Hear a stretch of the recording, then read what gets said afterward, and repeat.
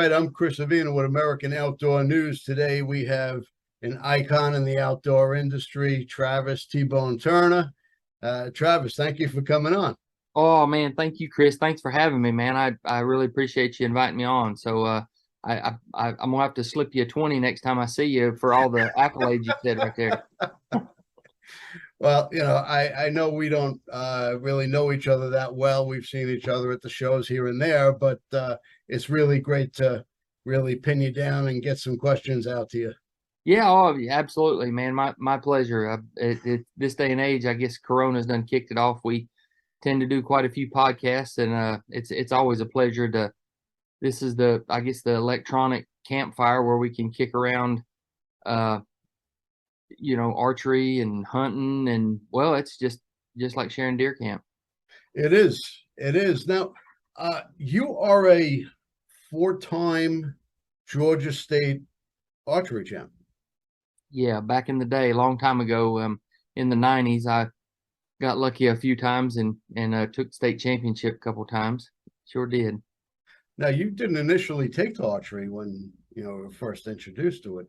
What really brought you back into it? Well, like to go way back, I got a bow when I was like 10 or 11 years old.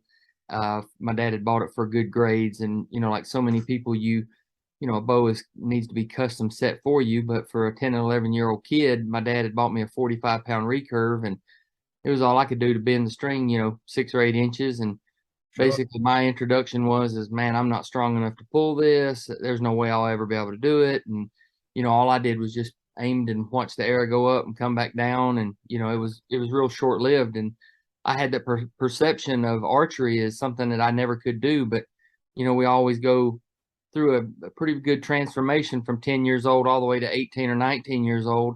Yeah. And I played football, and I was a lineman for our high school, and and naturally I'd gotten a lot stronger, but in my head I still, like, even though I was 6'2" and 265 pounds, I thought, well, there's no way I can pull 45 pounds. But I never would try it again. Well, then my buddies just out of high school, they taught me into bow hunting in their club with them, and they said, look, we're not going to be fishing anymore, because my passion in high school and stuff was fishing. I did hunt, but I didn't bow hunt. And they said, look, we're going to be practicing a lot in the afternoons. You ought to go ahead and get a bow and hunt with us, and you can lengthen your season another 5 or 6 weeks here in Georgia. And I thought, okay, I'll get a bow. And I got a bow. They talked me into getting a bow. I bought it on a Wednesday. I wouldn't even pull the bow back in the store because I was embarrassed I wouldn't be able to get it back. So the guy, it was an 80-pound bow, and he backed it down as far as he could to 64 pounds, an old PSC Strata Flight Express.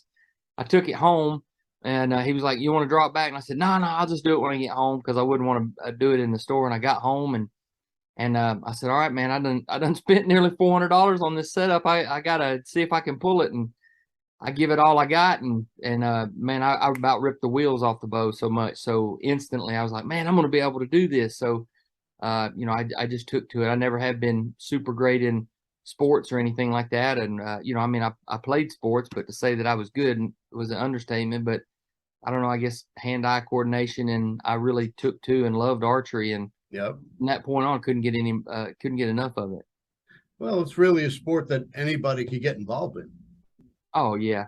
Yeah, it is. It is. It's that's the good thing about it, is why I like it too, is you know, no matter if you're big, you're small, you're, young, old, it doesn't matter. And even me now, I'm in a wheelchair, and I've lost I had my leg amputated because of cancer. And my arms are still working. I can bend the string, so I'm still able to shoot my bow and work on bows quite a lot. So archery is really timeless. How has archery changed your life? Hugely. I worked for Mercedes Benz in in Atlanta, and I was tired of dealing with the traffic, going to and from Atlanta. I'm just like, I'm just not cut out for this. I had a good job and had worked there for 8 or 9 years, but I said, while I'm young and while I'm don't have any commitments and responsibilities, I thought, man, this would be a great time to try something that I love. And my uncles and my dad had said, pursue a passion and you'll never feel like you worked a day in your life. And I thought, now's the time to do it when I don't have a mortgage or a wife or kids depending on me to make an income. I can eat bologna sandwiches and get through there. So I I Macaroni did. and cheese serves you just fine Oh when yeah. you're I young. had I had already been shooting competitively and I couldn't get enough of archery, so I quit my job, went to work with a an outdoor store and took a pretty good pay cut. But you know what? I didn't feel like I was working a day in my life. I was around the people that had the same interest. I was making people fulfill their dreams and helping people get better. And I was learning the ins and outs of the business. And, through that was back in the early 90s. And from that point on, just as doors opened and opportunities opened within the industry, I just, never burn a bridge, I guess you could say, and always Yep. had strong relationships. And wham, you blink a couple of times, and here we are, 30 years down the road, and being able to carve out a career doing something that you love. How does somebody become a certified professional archer, which you are? Yeah, back in the day, we had certification. You had the APA, Association of Professional Archers, and they had a certification class and/or compete at a certain level and place at certain. I don't even know if they have certifications like that now. You basically, if you if it's the ASA or if it's the NFAA or whatever organization, I think if you just pay the entry fee for that particular class, then you can compete against the professionals. But back in the day, I went through the school and/or the qualifications to become a APA certified professional. So, I, I got my butt whooped a whole bunch of times, and I guess that kind of helps you become a pro as well. You're up there shooting against the best of the best, and Yep. you get your butt whooped, and then just 30 years of turning wrenches and tuning bows and stuff. I guess I don't even like using the word professional. Now that we're making a living and we have our TV show, we like to refer to it as outdoor entertainers, not professionals, because most of our audience and the folks that are even listening to the podcast and stuff here now are probably as good, if not way better hunters than what we are as it is. So we don't even like that word professional hunter or even professional archer. I competed in the professional class, but I mean Yeah. I'm just a string bender like everybody else. Well, I think you're more of a precision shooter. People will, they go hunting and, you know, they know what they're going to shoot at, they're taking home. But I think when you shoot at something, you're hitting exactly the spot that you're shooting at. Oh, we certainly try to anyway. We try to increase the chances. Now, how has the outdoors really changed your life? I mean, you're considered a consummate outdoorsman. You fish, you hunt, you shoot. What drew you to the outdoors? Like so many other people, the outdoors, I think it's bred in us that we're hunters actually, and you can say through conveniences in modern day, we don't have to hunt and gather like we did, hundreds and thousands of years ago. However, our wives are hunters, we're hunter. We hunt for that biscuit in the morning. We hunt for a cup of coffee in the morning. Yep. So, it's built into us to be hunters. So, I just always loved the outdoors. My dad, my uncle, and my peers and stuff. That's what we did. Our pastimes were that there wasn't a lot of distractions like there are now. And I don't know, I just couldn't get enough of it. And especially with archery, I was drawn to it because it's a singleized sport. You have to suppress your nervous energy. And no matter how good you do get, you can always be better. And then I call it a cross between like NASCAR and golf. Because with golf, you have to worry about undulation, shadows, lighting, wind, Hmm. yardage estimations, all the things that you have to, and you have to suppress your nervous energy. When you're a baseball player or a basketball player or a football player, you want that nervous energy, you want that adrenaline rush, but you have to suppress those things with archery. So I compare it to golf, and that's why I like watching golf so much because it is compared to competitive archery or archery period.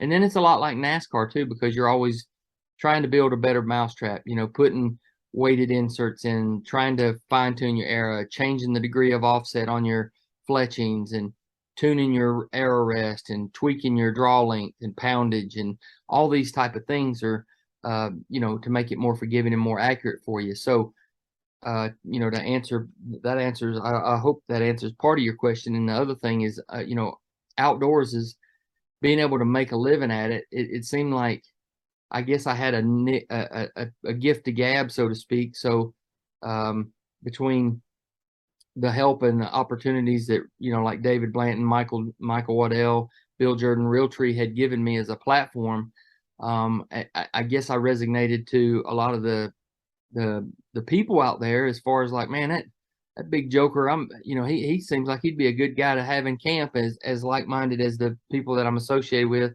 and most people. It's just and then hopefully I can teach a little lesson here and there, or give a little tidbit of advice, and I think people are kind of drawn to that. So with all that said, if you get a little bit of a following and a blessing of a platform, you can carve out a living. And then, as of recent years, in the last 10 or 12 years, I've been the national spokesperson for Whitetails Unlimited too, which is the largest and oldest conservation group for whitetails in the country.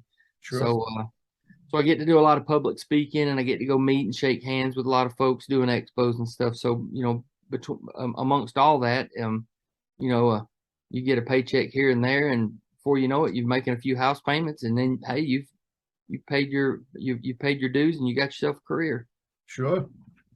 Now, how does somebody choose the right archery setup, the right bow setup for them?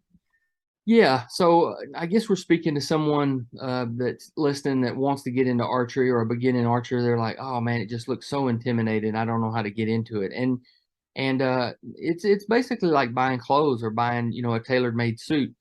There's a lot of bows out there, and there's a lot of good prices. You can shop online, and you can find stuff on eBay and pawn shops and such. But if you don't get the right one, it's like finding a pair of pants on sale for $9. You think you got to steal, but then you go back and it's a 58-inch waist like I wear. So it's going to cover your butt, but it's not going to fit you too good. So with that said, it's best to go to a reputable pro shop. There's through all the avenues of buying outdoor products and stuff, there's nothing archery wise that's going to replace the mom and pop shop, the independent retailer, to where you can walk in and get custom fit, just like you would with your custom golf clubs. Yep. Your draw length has to be precise. Too long of a draw length, and you're going to hit your arm. You're not going to be proficient. Too short of a draw, you're going to be in a bind, and you're not going to be a proficient as well either. So you want to make sure that you get the right poundage and the right draw length first and foremost, and then you can customize it to what type of rest and how you tune the bow and the type of sights that you may like. A good pro shop will walk you through all the pros and cons of each accessory and such, and get you outfitted according to your budget. But the staple to all of this is a good solid anchor point. Your draw length's got to be correct, and the draw weight has to be one to where you can practice proficiently, and then you're off and running, and you can polish and change your accessories according to that. Well, I know for me personally, when I bought my last bow, I went to the bow shop, and I just kept picking up bows and holding it out like you're drawing and seeing how it felt. And I did that with all different brands walking down the line, and I finally just picked one that felt good in my hand. Yeah.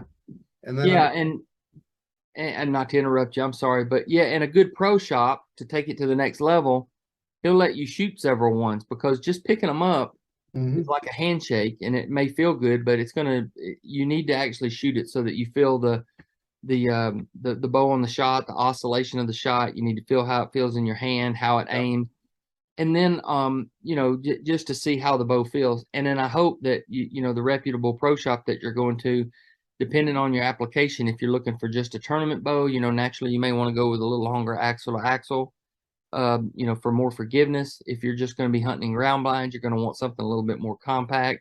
Yep. If you're only a 27-inch draw, there's no need to have a 40-inch axle to axle bow.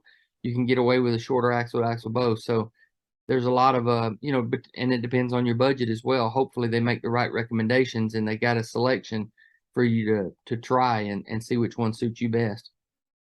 Well, I'm vertically impaired, so I don't, my draw length isn't really all that long. So, but yeah, I found a bow that felt good in my hand. I had them set it up for me to test it out. I shot it. Um, I shot a second arrow. It was a Robin Hood, and I just handed it back to him, told him wrap it up. Yeah, I'd say so. It's almost like you wasted a couple of good shots on some critters with it, shooting that good. Yeah, and you know what? I used to shoot a Hoyt. Um, Great bow. I know you know that's one of your favorites. Hmm. It wasn't a Hoyt. It wasn't a Matthews. It wasn't a Bowtech. It was Yeah, it was a Diamond. yeah, And and which is a subsidiary company of Bowtech. But correct. yeah, but there's a lot of great bows out there today. That's the great thing about it. 20, 30 years ago, we didn't have many to choose from. You had maybe a 10 or 12 different brand or no, or less than 10 brands and probably only about that many more models as well. Whereas now it's sky's the limit as what you can, just with Hoyt alone, there's probably 15 different models that you can choose from. And then all the different colors and all the different, every manufacturer have those options. That's great to have so many options. Sure. And then there's the sights and the strings and the quivers. There's so many accessories you can put onto it. Yeah.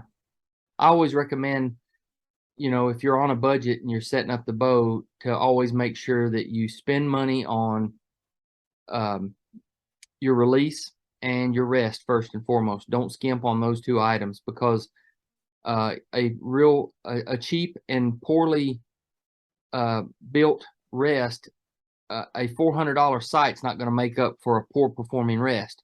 Whereas with a great rest, it's going to group well, and you could actually aim with a toothpick glued to the side of the riser if you wanted to.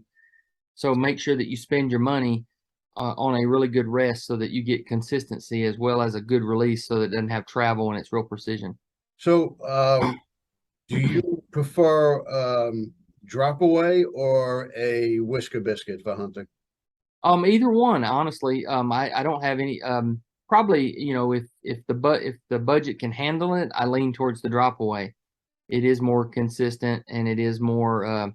You don't have to worry about um, deflection or anything that's dragging on the arrow. But I don't have a problem with a whisker biscuit at all. If a guy's budget will only handle, the 40 or 50, $60 whisker biscuit, then by all means, if that's what it came down to, I wouldn't be afraid to shoot one of those as well. We set a lot of them up. They perform well. There's just a few things that you have to worry about, like if you hunt up north and you get a little moisture and they can freeze. The bristles will fill up with water and then they Okay. freeze and then it won't perform so well. And it does wear your veins down pretty good. There's a lot of contact on your veins and you have to replace your veins a little more prematurely. But for the most part, for a guy that's only putting, two, three, 400 shots on his bow every year and wants something that's forgiving, that provides full capture on his arrow, I don't have a problem with the whisker biscuit.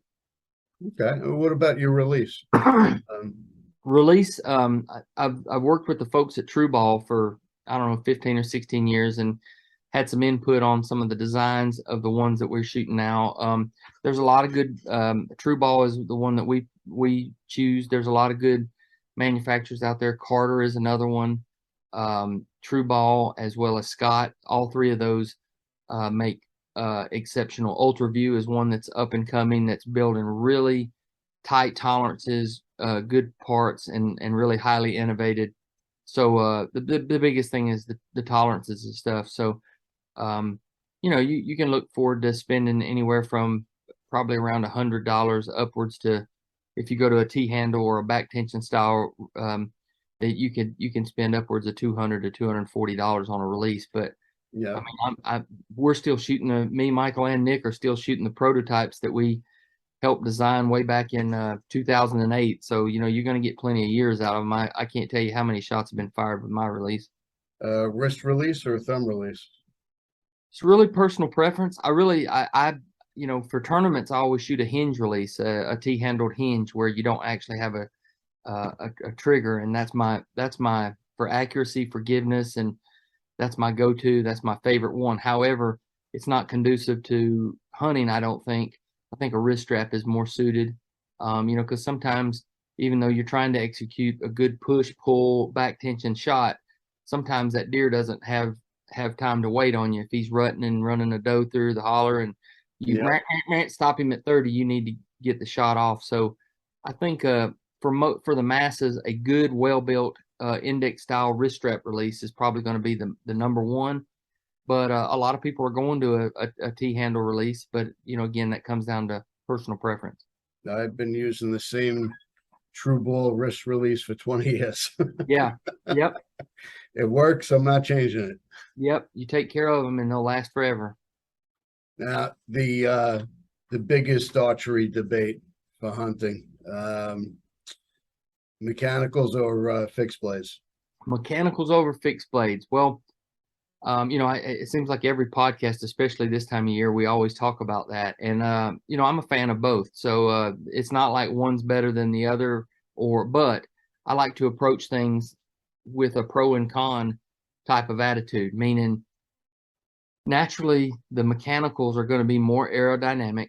But the mechanicals are not made for everybody, meaning like if you're only pulling 40 pounds and you're a 24-inch draw, I would highly recommend fixed blade. But for the average guy, the guy that's pulling, high 50s, 58 pounds to 75 pounds or more, and has the, correct weighted arrow, don't shoot a real light arrow. Try to shoot something 450 grains to 550 grains. I recommend mechanicals just because, and we're talking whitetail here, so if you may want to tweak that if you're going moose hunting or elk hunting or a big critter of that sort. But for what most of us hunt, for Billy Joe Lunch Bucket, the blue collar guy, I do like a mechanical, and I only recommend the mechanicals that are rear deploying where they slide into place rather than the ones that go in and have to fold back over themselves.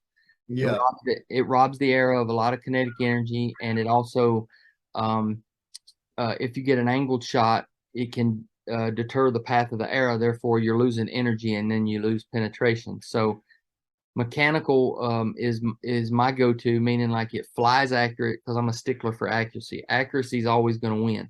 Yep. And if it's a fixed blade broadhead, your groups are going to open up just because of the aerodynamics are not as good as they probably could be. Even though we have things like the broadhead tuner. I've been tuning broadheads for 20 something years, but with Last Chance Archery, I helped with them. We designed a broadhead tuner so that you can perfectly align the broadhead with the shaft, so where it's not on there crooked. If you've ever spun a broadhead and it wobble a little bit, we know that the leading edge and the aerodynamics of the fixed blade broadhead is going to make it dip and dive. Whereas what we can do with this tuner is bring it in straight, and we can make fixed blade broadheads group as tight as they've ever shot, and even cut your groups in half compared to just screwing them on and going. But they still don't are not as accurate as the mechanical. And then the advantage to the mechanical, you can tune them as well, but once it gets there, it opens up. Now you have a massive 2-inch cut. The broadheads that we're shooting are the G5 dead meats, or the mega meats is my favorite. So when it opens up, it has a not a steep broadhead angle, so it's not chopping, it's slicing like a fillet knife. And then you got 3 blades that's causing a 2-inch hole. So more massive hemorrhaging, more damage. And if the deer was to duck, or if I was to, fall short on my end and have a bad shot, you have that to do more damage than what you would on a real small fixed blade broadhead that might not be flying as accurately as your mechanical. So yeah, there's no denying the gaping holes that the mechanical will give you. Yeah.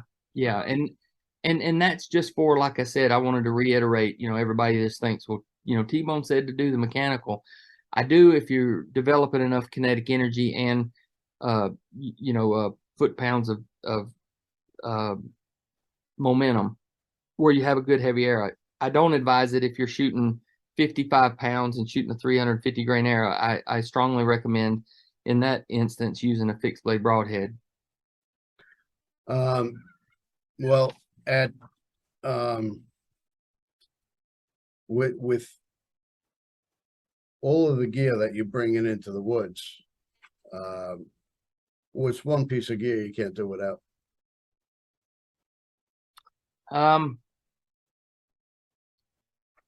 Well, for the actual hunt, it would probably be my laser rangefinder. That gosh, we've come. I get asked this a lot. You always have innovations with your bow every year, but even bows 20 years ago were pretty awesome.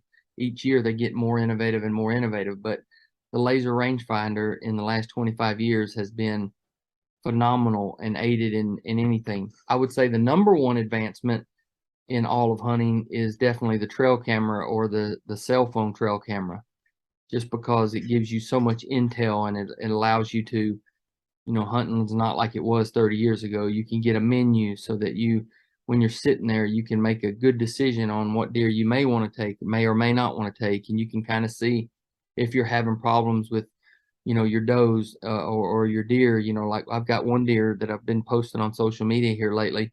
His hooves are curved all the way up. I mean, like his hooves are an extra this much longer, which means he's foundered or he's an EHD survivor. But it lets you, monitor your herd all year long rather than and keep check on their movements rather than just like we used to do 25, 30 years ago. You see some rubs and you see some sign, which is a great way of hunting, and it's the old school way of hunting. But Yep. and I'm not saying don't still do that, but you're gathering more intel so that you don't make a bad mistake, and you can maybe pick and choose what critter that you would like to take and or the amount of critters that you'd like to take. Plus, it keeps your interest and gives you a pride factor about your property all year long, rather than just like, man, I'm going out here. I have no idea what I'm fixing to see, but I'm gonna sit there for 6 hours and see what happens, which is a good way to hunt, but sure does make a lot better knowing that you've got some sweat equity of going to check cameras or knowing that you've been out there all year long. It aids to the pride factor of like, I have raised this deer. I've got some sweat equity in a food plot, or Yep. even if you're putting out bait and stuff. So the trail camera is probably number one, and the rangefinder, as far as on my person the day of the hunt and trying to kill a critter, the rangefinder would be number two. Well, technology certainly has changed the way we hunt. You know, Yeah. I would say even the past 10 years has really accelerated. Uh, Yeah. the amount of gear, the technology in the gear, and just what's available. Yes. Yes. I've been playing a lot too. I don't know if you've ever done it much here lately, is thermal scopes and thermal binoculars. Hmm. It's we have hogs down here, and then armadillos are a problem down here in Georgia. So for doing night hunting with coyotes and for hogs, the thermal imaging is just like it's a whole nother world out there at dark, and to be able to see things so clearly. Yeah. I tell everybody that whenever I'm out there with the AR and my thermal scopes and binoculars and stuff, we're hog hunting or whatever, I said, this will be the closest I ever come to SEAL Team 6, so I better enjoy it. I've actually had James Sellers on my podcast a couple of times from SiteMark, and I've never hunted with a thermal. Really? Yeah. Yeah, and SiteMark is a great one. Actually, those and Pulsar, the Pulsar is the brand that I have, but Yeah. there's a lot of good ones, and it seems like every year it's just like growing in quality and innovations each year. They're really pouring a lot, and the price is coming down too. So Even digitally, Pulsar has some amazing digital scopes with picture in yes, picture, and it's really off the charts. it is, and like I said, it's the closest I'll ever be to getting on SEAL Team 6. So I'm enjoying that aspect of it. It's really amazing. But Yeah. I'm looking forward to see what they come out with next. Yeah. Oh, yeah. And Bushnell, they're the innovators in laser rangefinder, and we've been using them for quite some time. And this past year, they come out with Active Sync. And are you familiar with it? No, not at all. With Active Sync, the cool thing about it is like before, whenever I'd like right at dusky dark or right at daylight, you're trying to get yardages around your stand, and you Mhm. can't really see the numbers because they're black. So what I'd do is range something. I could just barely make out a tree, and I'd range it, and then I'd hold the rangefinder up to the sky so I could read the numbers, because you couldn't see the numbers at dusky dark. Uh-huh. This thing has a sensor inside there so that if it's too dark to see, it'll glow just enough red to where you can read the numbers. But yet, whenever you go up to the horizon, let's just say you got a deer at 150 yards and he's on the horizon and it's bright sky behind there, it'll change it to black so that you can Wow, read the numbers. It knows when you need what backdrop you need to read the numbers correctly. that's And incredible. and not too bright. Yeah. So it was that plus the, extremely clear lenses that they've had. And they've also, in the past, there's always, rangefinders have always had a problem with me being a competitive archer with black targets. It doesn't pick up on a black target because it's not reflective. Yeah. Well, they've solved all that with the new rangefinders that they have now. So they read the black targets, or if it's a black bear, or anything black or real dark, it gives you a more accurate reading to it. So it's pretty cool. And they automatically adjust to the angle if you're in a stand. It's really Yeah. crazy. Yeah. I'm like, man, somebody way smarter than me made this thing. It's above my pay grade. That's right. That's right. So now, over the past year, you've had to make some major adjustments in your life. Uh, Yes. and from social media looking, you've adjusted better than most people I would know. How has that changed the way you are looking to get into the woods? Yeah, like we talked about briefly just before we got started here. I was diagnosed with myxofibrosarcoma last fall or late September, and then I went through chemo all fall long. And it's sarcoma is a very rare type of cancer, but it's very fast growing. So I had 4 to 6 tumors that was anywhere the size of a tennis ball to a softball on my shin. It got to where I couldn't even wear jeans anymore. They grew that fast. It started it was a knot at the end of July. It was about the size of a grape, and it went to that size by the 1st of November. I mean, it grew, busted through the skin. It was horrific. Wow. Yeah, so they treated me with chemo to make sure that it didn't spread to my vitals, and all knowing the whole time, in September and October, we knew probably we got to do the chemo first. And then, obviously I'm probably going to have my leg amputated because there's no way to remove all the cancer where it's intertwined in my ligaments, my muscles, my bones and everything. And if you don't get it all, it'll come back. So it was inevitable that I was going to have to lose my leg. So, yeah, first part of February, I lost my leg, and don't get me wrong, I feel like I've done a pretty good job of being positive and upbeat about it, and having a pretty good outlook and appreciative for everything that's been going. But I'm not gonna lie, there's been some days I had my lip poked out, and it's still adjusting. It's just a new normal. But the way I look at it is, I'm in my early 50s, and I've lived if I don't kill another critter, if I've already outlived my dreams way more than what I I still want to be around. But I'm humbled and appreciative of the position that I have. I can still shoot my bow. I'm still talking with podcasts. I'm able to still be relevant within the outdoor industry, and you just got to adapt to your changes. So between having outdoor chairs, and I'm waiting on my prosthetic leg, I'm still in the rehab stages for sure. But Yeah. yeah, I can see that I'll be able to, have a fulfilling life. It's just things are going to be a little different than what they were, the past time in my life. So I'm still here. That's the biggest thing, That is a big thing. beats the alternative. It could be worse. Every day above ground's a good day. That's correct. That's correct. So we thank our blessings, and we have a poopy face every day, but I mean, people that's got everything have poopy days. So we just we just It's we just roll our lip in and keep on going. that's true. There's always something worse around the corner that we Yep. we don't want to see. Now, you're going to be what, hunting from ground blind this year, or?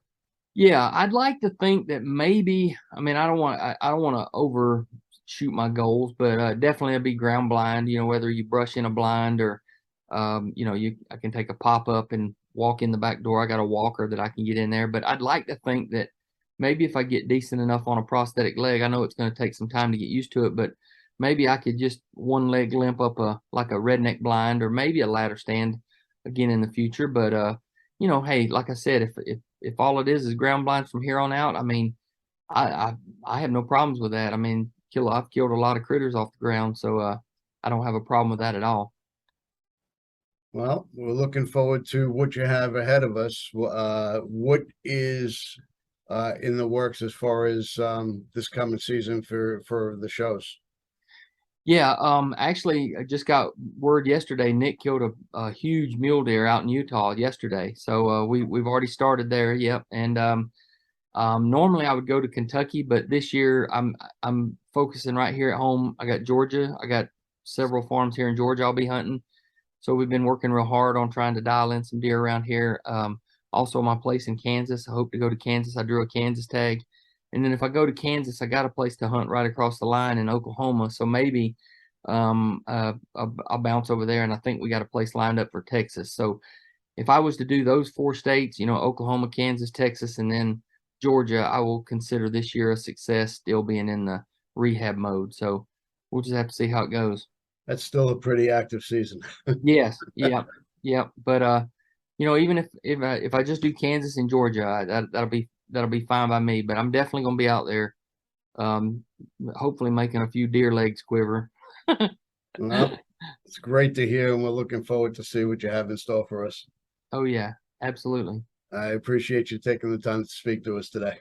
Absolutely, man. I appreciate all that you guys do and the platform that you provide, and thank you for having me on. I'm glad we got to connect and knock out a podcast. All right. Well, thanks again, and good luck this season. Thank you, Chris. We love our children. We protect them. We guide them. We prepare them for life in the world. With all that we do, from deep in our hearts, we cannot control all things. Life-threatening illnesses and disabilities affect far too many of our children each year. While we cannot change the circumstance, we can make dreams come true. Dreams to provide hope, to provide spiritual healing and strength, to provide moments of happiness and relief in the hardest of times. We can give a glimmer of light and hope in a time of darkness and despair. Join huntofalifetime.org to help make dreams come true, to provide hope for children with life-threatening illnesses and disabilities. Hunt of a Lifetime is a nonprofit organization fulfilling dreams for hunting and fishing trips to youth 21 and under with life-threatening illnesses and disabilities.